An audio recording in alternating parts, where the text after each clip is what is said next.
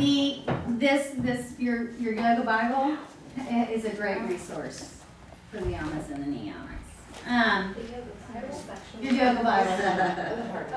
The heart of yoga. Yeah. You came to Gray Bear a few years ago, didn't you? I think. That's a good chart. Uh-huh. You may have. I would love to You may see have. him. Yeah. Can I ask something now? Mm-hmm. I've been studying this guy from college. I've never known how to pronounce his name. Patanjali. Patanjali. Okay. Thank you. I didn't. Yeah. Jimmy says it's Patanjali. It's Patanjali. Patanjali. Yeah, that's what I always say. So how do you say it? I don't know. I say Patanjali. That's the way I said it, and then I thought I was saying it wrong. Patanjali. Patanjali is yoga. Again, dead. Dead language. Like Latin, you can get it wrong. I've always said Patanjali. I really can. Patanjali. Now I'm getting confused. Right. Don't worry about that too much. That's not on the test. All right, so just reading a little bit to you out of the heart of yoga. Yama and the niyamas, the behavior toward ourselves and others. So they deal with our social attitudes, our lifestyle, how we interact with other people, and the environment, and how we deal with our problems.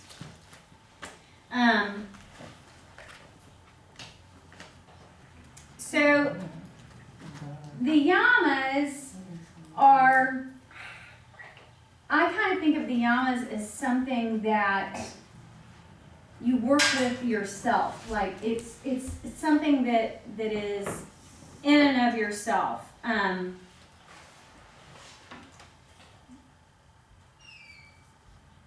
That you turn in towards yourself. The niyamas are more taking you outside of yourself as far as interacting with other people and what you do. Does that make sense? Mm-hmm. Okay. So the first of the yamas, ahimsa, is pretty easy. I mean, it's non-harming.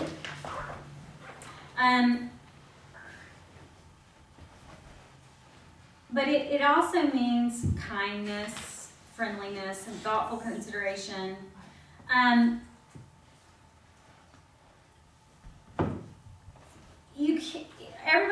Everybody's version of a ahimsa is going to be slightly different. There are going to be people who think eating animals is harmful. But first and foremost, you need to think about yourself as far as ahimsa goes, like how you practice. You practice in a harmful way to yourself.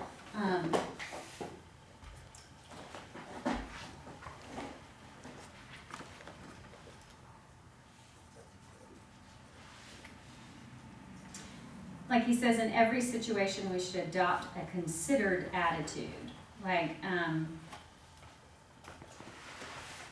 acting in kindness toward ourselves.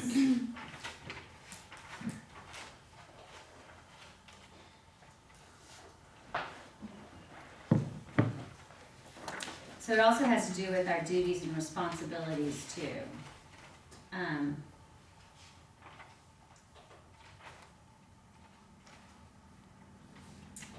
That we should avoid doing anything that may cause us harm or prevent us from carrying out our duties or responsibilities.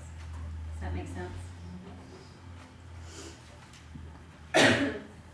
Do you have any tricks on how you remember these? Like, I'm one of those people that, like, him. One of those. He's harming. Associative. And I'm like, I have to look at these. I just wonder if you do have something that reminds you of something to. No, but Lacey was always the one who did those. What are those? Yeah, where you kind of come up with you come up with some sort of mnemonic thing for knowing all the 8 limbs and then knowing the different yamas and the niyamas. Like, I can't remember. I wish I'd written down what she said about it. I'll email her and see if she can remember it. But it's like 2 sentences that don't make any sense at all. And then she you know, and then you get cues to, but I mean, I just memorized them. Okay. So Satya is next, truthfulness. You can also think about it as being non-lying, which is what the printout says.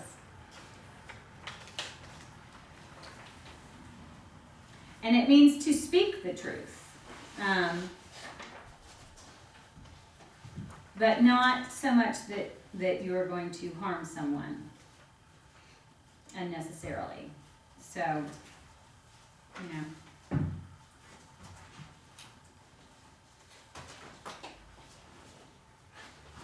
He says if speaking the truth has negative consequences for another, then it's better to say nothing. It should never come into conflict with our efforts to behave with ahimsa.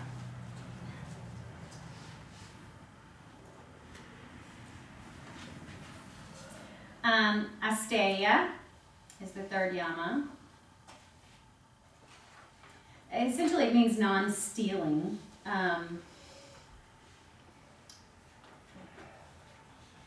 Taking, you know, take nothing that does not belong to us. This also means that if we are in a situation where someone entrusts something to us or confides in us, we do not take advantage of him or her.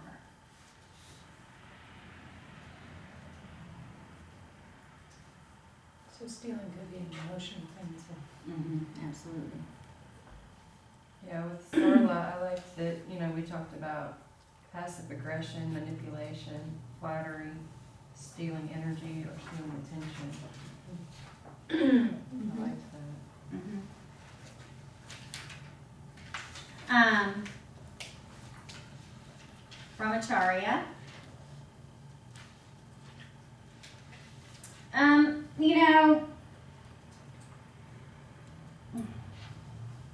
this is the one that's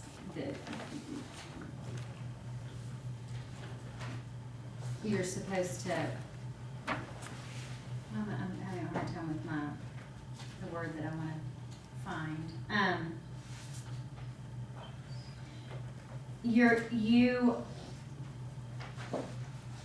I kind of think of it as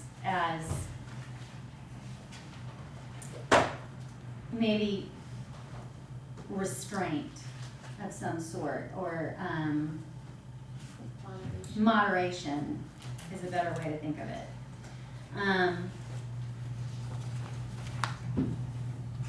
You know, you'll read about it and you'll hear about it as far as like sexual energy, keeping all those the energy, the power of orgasm and all of that stuff, not letting that, what? It's a cheat. Yeah, I mean, yeah. But, I mean, come on now. But I kind of think that it means that you don't want to overindulge in that. Right. That you don't want to deplete yourself going overboard with that. Just sexually related, or like food and money and stuff too? It's really mainly thought of as sexually related. But, you know, I use it as moderation. I just use it in moderation for everything. So, you know, if you take any one thing and do it too much, you're going to end up depleting yourself in some way, shape, or form. Yes, Sarla says to use our senses moderately, so that could even include like eating and just any sensory type of interaction. Yeah, sure. And then to focus on spiritual self. Because I think she said that clutters, a lot of that stuff will clutter you from your spiritual growth and development. Right. Very true. But you know, these are the great thing about yoga is that everything should be done in moderation, you know, including moderation. Like, how do you know, if you don't go out of control every once in a while, how are you gonna know where the middle road is, right? But it is such a great lesson, like, okay, so if I swing too far in one direction, something's gonna slap me the hell back in the other direction, right? So that's what it means to me, that you have to, you wanna spend most of your life staying within these little, ever moving, but you know, right in the middle of the road. You don't wanna be crossing back and forth like this the whole time, because you'll crash and burn, right? Aparigraha, and over here it says non-hoarding. You know, that I think that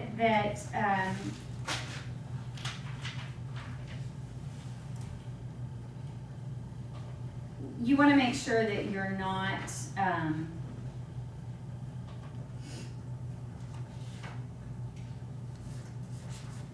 that that's a good way to explain this. That you're not gathering everything in and then holding tightly onto it. Like in your practice, like if you start doing something really, really well and then you do it every day and you just get so, you hoard it. It's other things will fall off and you will discover that you shouldn't have been hoarding that one particular thing. But it's more like, An obsession. yeah, I mean, it's kind of verging on being obsessed with one thing. Or discovering that you have something that maybe other people don't have, and so you pull back and you hoard it rather than sharing or connecting with other people and helping in some way. Right? All right. So moving on to the niyamas. All right. So these are the observances or. Grace, before you move on, could that mean with the non-hoarding is like non-attachment? Is there an idea with that? I know that there's a lot of that kind of talk within yoga, but like, seems like when you're holding something. It could be. It could go into that attachment. The non-attachment seems to come more. It's more in line with like the outcome of something. Being non-attachment is really talking about, you know, the outcome, like the outcome of the pose, or just like we were talking about earlier about people coming to class and having a set idea of what they're going to feel like after class, and they're very attached to what that feeling is going to be. They're already anticipating the outcome of that class. And then if it doesn't happen, then they call me and complain. You know, that's being attached to the outcome. That's being like arm balances, being attached to getting into the pose and not taking the time to get yourself, allowing yourself to take the steps to the pose. Mm-hmm. You want to jump from A to Z rather than taking all of the steps because you're attached to what it looks like and what the outcome is. Can that work in the opposite direction, like fear of a handstand and not wanting to try it at all because you think, I'm just gonna, you know what that outcome's gonna be? Or is that different? That's different. I mean, I think fear,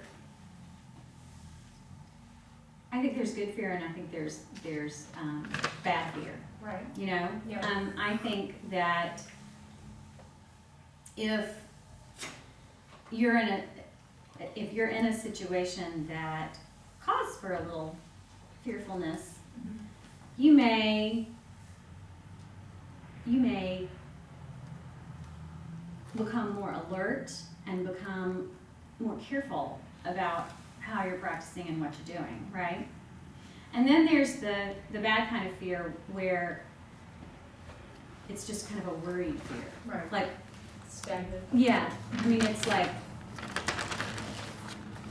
I've been told that I'm fully capable of doing this, and yet I'm just scared. I Right. really don't know why. I'm just scared. Right. So I'm not gonna do it. And that's where, that's really where you should take a step back and look, okay, so what exactly is my fear here? In acro yoga, there's a lot of, a lot of fear stuff can come up in acro yoga, especially when you start flipping around and all of that stuff. And so what Jeff and I do, especially if we don't have somebody there to spot, is we talk about the potentials. You know, what could happen here? Where am I most vulnerable when we're working on this? And what can I do to keep myself from falling into that vulnerability, and what can Jeff do to help me with that? So if you can look at fear in that way, like for instance, handstand, okay, well, I'm gonna practice in the door jam and see if I can't control that fear by knowing that I can support myself in this pose. Right. I now know that I can support myself in this pose. And eventually I'm gonna be able to kick up to the wall because I'm gonna be eliminating that fear, Mhm. right? Mhm. So, but I don't know, that's not necessarily, I just know fear can be obsessive, you know, not with everyday stuff, but it can, so that's why I was thinking in terms of hoarding. I don't know about being attached to your fear or being obsessed with your fear. I don't know. I don't know. What do y'all think? I'm looking at the notes from Starla, and I wrote down non-possessiveness, non-hoarding, fear of lack, and I also wrote down collecting people, like friends, lovers, whatever, just needing a lot of attention, I guess, or whatever. Fear Fear of of lack is one of lack. Fear of Scarcity. not. Yeah. Yeah. Yeah. Yeah. Is that the same idea as like fear of being alone? Is that kind of what you mean by that, or just That's a not lack. having? It's a lack of. Yeah. Yeah. Autophobia. What is it? It's called autophobia. Autophobia? Really? Mm-hmm. All right, so moving on to the niyamas. Saucha, cleanliness. This means both inner and outer. I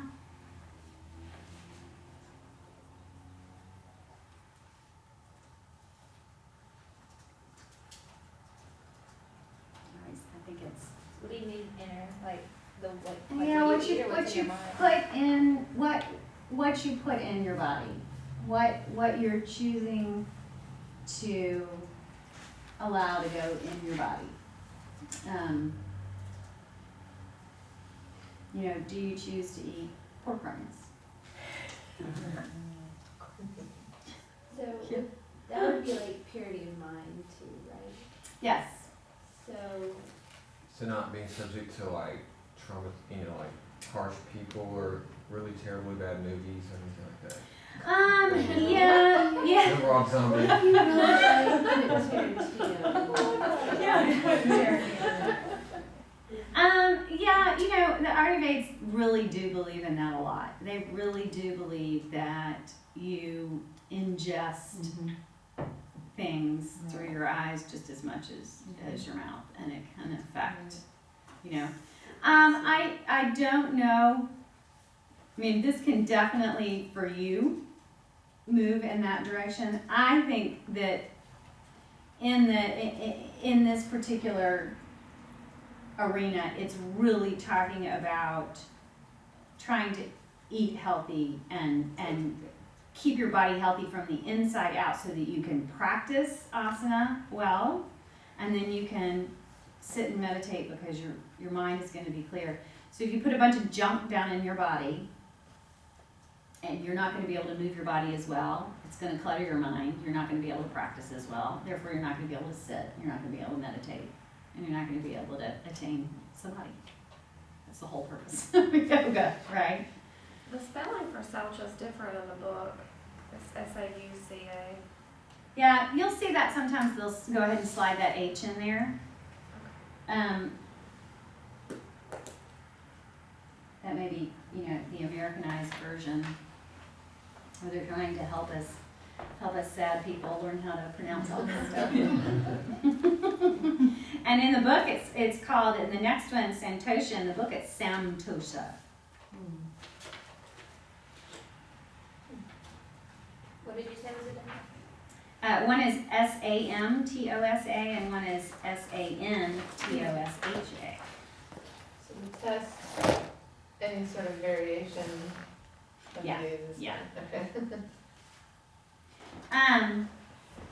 Modesty, the feeling of being content with what we have.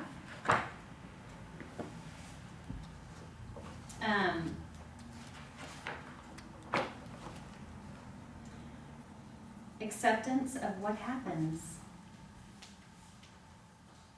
So acceptance is one of them. Mm-hmm. I think that's a good one. This is something I kind of struggle with as far as like the physical practice.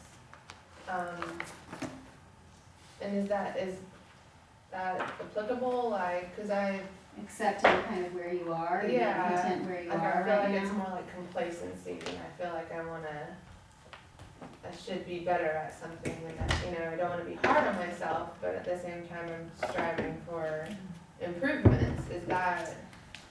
I where's think it's the balance okay. there? Well, yeah, I mean, that's a hard balance, but I think this is saying that you need to be content in the process, Okay. with the process of it. I don't think it's telling you that you shouldn't, try to improve or grow. I think it's saying, Be okay with. be content Yeah. with how you are today. Be content with how your practice is today. A good example of that is how freaking balances can just, one day you are just all over the place. People get so aggravated in class. It's just balances are just one of those things. You never know what you could have done, to throw off your balance one day to the next. But just being content with the fact that, okay, I'm gonna have to go to the wall today. Yeah. It's really hard. It's hard. Oh my, and sometimes there'll be like a much older lady next to me, and so I'll be like, well, whatever she's doing, I can do.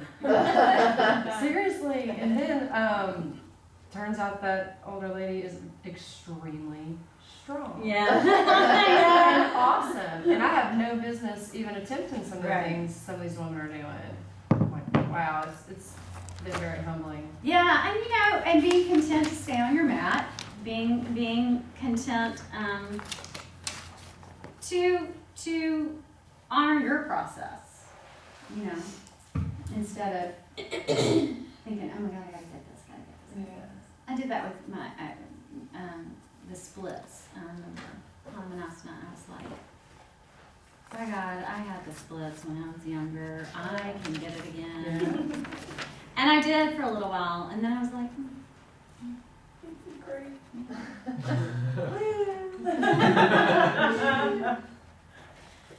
so, and I thought, well, I'm just never going to do that again. That's just silly. And I went about it very methodically and practiced ahimsa and, tried not to hurt myself, and eventually I got it, and I was real excited for about a day. I think you build yourself up too, and then you finally get to it. And you're like, Like I get that way, I'll get a craving for food, and then I'll eat it, and I'm like, yeah. I thought this was gonna be so good. All right, so tapas.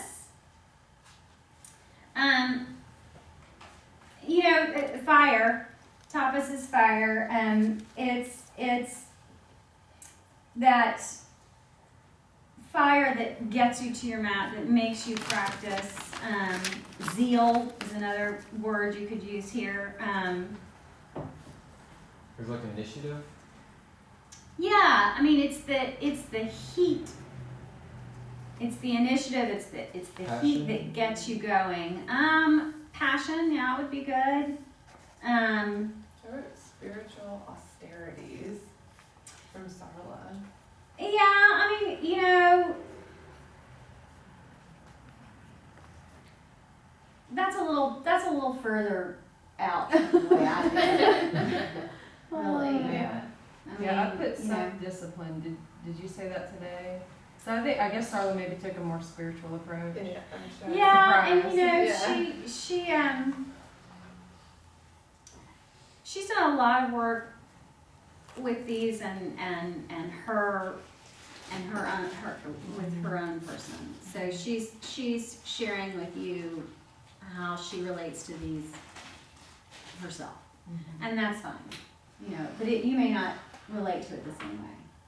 Well, I like that, what you said about topics, I didn't understand it before, and austerities, I didn't really get what that was either. And if anyone gets the chance to go to San Francisco, they have this beautiful exhibit on yoga. It's an international exhibit on, and so anyway, I got the chance to go and didn't even know it was there. And on the wall, they had a whole wall of just austerities from India, of like what people do for austerities that were taken over 100 and something years, like when cameras first came out. So the British went into India and were taking pictures of people putting, like what they were doing as far as austerities of I mean, the picture I took, of course, was the one with the guy with his penis with something hanging on it, like some kind of iron thing that he had locked on it. I mean, I got in trouble and almost got kicked out of the museum for using my camera, but I just couldn't believe it. And I mean, there was, some really, you know, someone who stays in tree pose and then they would talk about this person's been in tree for 2.5 months. Oh, that's like an aesthetic. Yeah. Same as an aesthetic. Setting, Right. yeah. You know, so you have to have the fire to stay there. That's, You have so to that have makes zeal it get to that point. have What's something it called? hang off your penis. Austerities is what it's called, but you can look up some of the pictures online of what people in India do. It's Was really there a reason amazing. behind him putting that on his penis? It's to prove and to go past. Like, that was the whole idea of that. Right. It was a trip. What is the museum, Oh, In yeah. Africa, What's the by museum? some tribes. The Asian American or Asian Museum of America or something. Yeah, I think it's a traveling show though, because it started in D.C., I believe. It's a It traveling was show. at the Smithsonian. I remember that. Yeah. Okay. It's beautiful. They might have some pictures online, but those pictures were just far out because the things that people really put themselves through to get to, what is the last thing on here? Samadhi. You have to get, how could you, I don't know. It just blew my mind what people can put their bodies through. Yeah. Well, and they, and that was their choice, their Oh, absolutely. zeal, Yeah. their penis. Yeah. Not, Do you have that picture? Oh, yeah. I do have it. If I'm afraid that people want to see it. Yeah, I'm sorry, I don't mean to keep this off topic, but it was pretty, it was there. Have a slideshow with you or something? So really, so it's very, very much related. You'll hear tapas a lot in Ayurveda. Very much a part of that fire and that heat that you get roaring in your body is going to burn off impurities. It's going to, burn off the built up rubbish of the body. How do you know when you're like going too far into the tapas and violating ahimsa, I guess? Well, because you start, instead of it making you feel good, you start harming yourself in some way or shape. Because austerities also what if you got some kind of infection or? What? What are you saying? It just seems like some austerities you would have to harm yourself to a point to accomplish them, but I guess it's in the name of a higher goal, so it doesn't really fall into the category of harm because it's with an intention to. Oh, right. Again, I think that if, I can't speak to the penis thing. But, you know, standing in tree pose,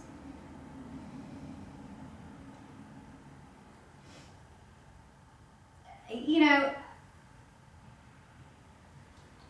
it obviously didn't harm that person doing it. I mean, he had the balance. right. There's a balance there. I think it's kind of just how I perceive it. It's just you're turning away from apathy or indolence.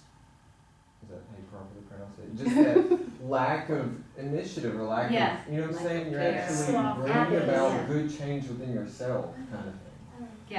Yeah, that's very good. And it's that fire, it's that tapas, that heat that's gonna keep you from being, you know. It's what we used to Sluggish. show up this morning. Yeah, There you go. absolutely. That's what we used to show up this morning. Right. All right. So, svadhyaya. That's a fun one. It is. Svadhyaya. Self-study. All right. So, you know,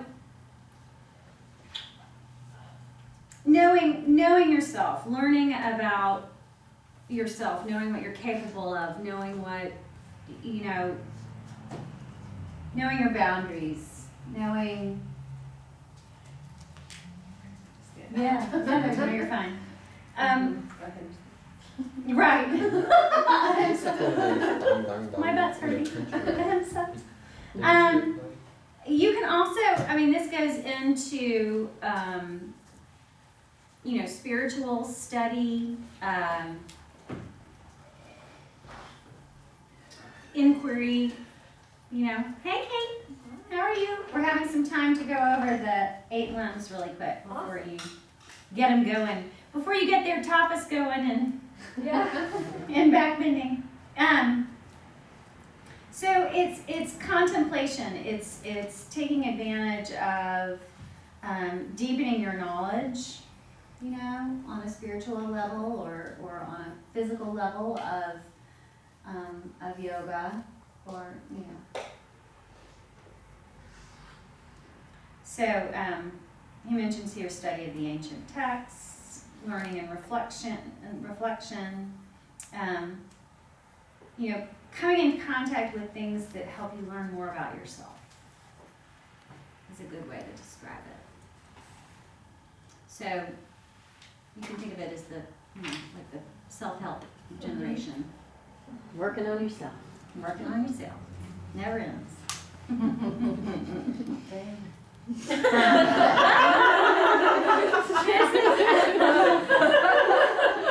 This is where, you know, the mantra helps a lot. This is where reciting the mantras, you learn a lot about yourself sitting there. Saying your mantra.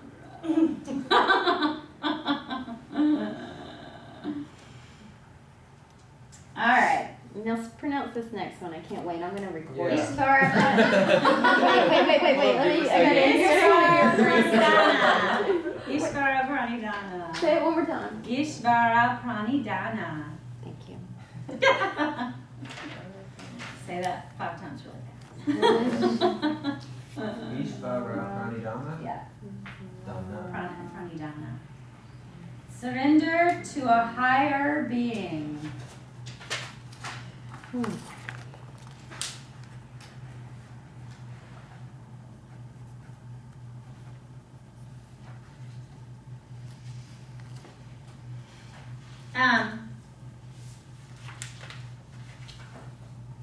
So I'm just going to make a little plug here that we're in the Bible Belt. You know, have y'all heard of Holy Yoga? There's apparently a new teacher training certification for holy yoga. Happens to, you know, you can go, I think she got her certification out in Arizona someplace. But I just was giggling so much to myself when I read that article. And of course, you know, they're teaching it in the most conservative church in the city because those folks want the benefits, the physical benefits of yoga, but they feel like they're so uneducated about what yoga is and what the spiritual part of yoga is that they have to add scripture and pray to Jesus in the class in order to make it okay. Warrior one, Jesus was a Made me warrior. giggle. But you know, I mean, that's yoga.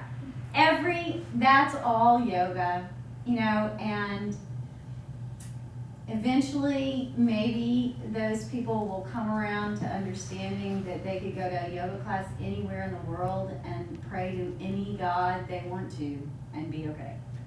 So they can't do that because if you don't believe in exactly the way they do, Right. then you're wrong. Right. So what they've done is they're offering it's an exclusionary practice. I'm sure maybe they would proselytize if you came in and said, I want the yoga practice, but don't throw the God stuff at me. You know. Probably have to be a member or something, stuff like that. No, actually, the article said most of the people who come to the class aren't even members there, which is very interesting. But I just thought, oh, there it is. We've crossed every. Yeah, it's only a matter of time. It's Yeah. all out there. And isn't the original purpose of yoga union with God? Yes, but you know, you're God. You're God. You know, at one point in here, he says, You're individual, not your It's- collective. right, That's what I'm it's- saying. So if they would really believe what they say and that there's only one God, then it doesn't matter what face you put on God. well, that's true. Well, I had a friend that They want- really mad at me not really mad at me, a couple weeks ago, but, and she's like, oh, you gonna come, will you come visit my church, I'm doing such and such and such, and I was like, no, I'm going to yoga. I was like, I don't have a church home, I'm not going to church, I'm going to yoga. She was like, Candace. Yeah. I was like, no, yo, I'm going to when I tell yoga, I feel people- so good yeah. after yoga, I don't have to go and, you know, sing songs and When I dance tell and people pay. I'm not a Christian, I'm like, Jesus was great, love Yeah. Jesus. I love this stuff. Then they just freak out.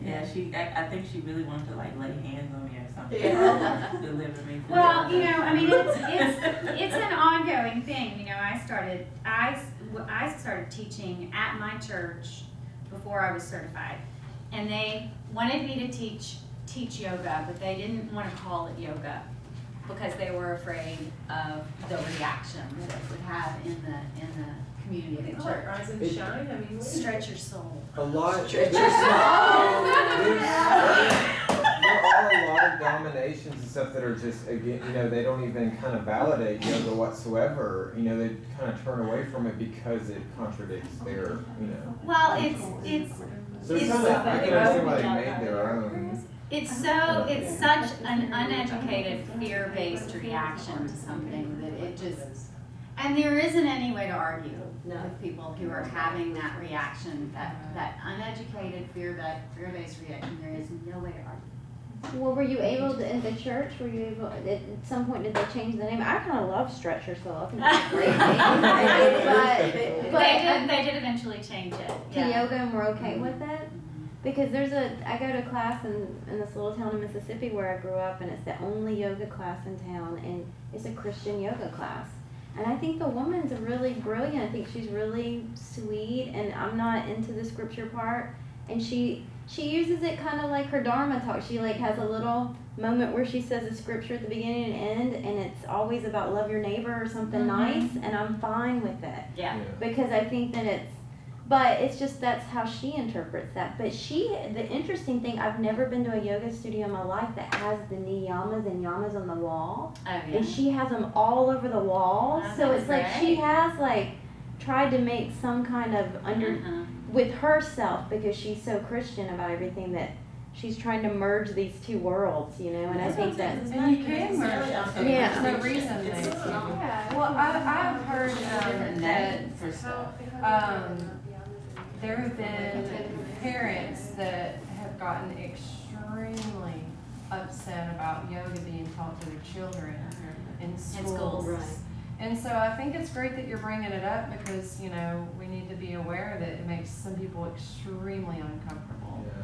They think we're gonna teach their kids about reincarnation or something, you know, something that's like fundamentally, you know, they have fundamental issues with or whatever. Yeah, but you know, that's just life. You get exposed to things, you take what you want from them, and you leave the rest. Exactly. So, you know, it's mainly where we live and how reluctant the large majority of the people who live around in this area are to opening their minds and changing, but it'll happen. We used to Gandhi go had a more great places. saying. He said, I love your Christ. Your Christians, not so much. Yeah. Well, and Not so and a lot of much. people, like some, I think Wayne Dyer, he said, you know, these are just his words, whatever. I'm not giving advice to anyone at all. You don't have to be a Christian but be Christ-like. You don't have to be a Buddhist but be Buddha-like. You know, and I respect, you know, the open-mindedness of that. But whatever, dude, I'm not giving any advice. Yeah. I have no opinion on anybody I else's. like it. Anybody. Alrighty, so Thank y'all, this is Kate, for those of you who don't know. She's gonna be rocking out the back bends with y'all today. I got them all excited about inversions. I don't know that you'll be able to top that. to top it. Oh, yeah. Inversions were a big hit this morning? They were a big hit. Yeah. So, but they do need to eat, and they are used to getting some information while they eat. So if you have some talking to a little bit, But can we do a practice right after we eat? Because I'll get sick. I'll give you plenty of time. yeah, We'll try to avoid that if Yeah, possible. Right. I'll try to avoid having you sick all the time. You've already been upside down, so you don't have to worry about it. Great, so I want a class on how to draw stick figures of the yoga poses. I know it's somebody get a board, like this is how you draw. Cindy Lee used to have a great book of stick figures. Yeah. We used to have that in the I've seen studio. Oh yeah? Yeah. That's good to know. Yeah, you might look on Amazon for that. But for a while there, I was pretty good at drawing. I don't draw much. I know you just have one. Yeah, I see. Did you get both of those? These? Yeah. Yes. Okay. Yes. Hi. They I don't know are. if you They remember me, are. I'm Bracken. Bracken, yeah. Oh, I didn't even recognize you without your hair all colorful. Oh, All purple Washed, and it blue. washed out. All right. Thank you guys. Have a good trip, We're Grace. going off to my skiing adventure. Oh, exciting. Where y'all going? And we're going to Utah. When The there's snow. next weekend is going to be Chris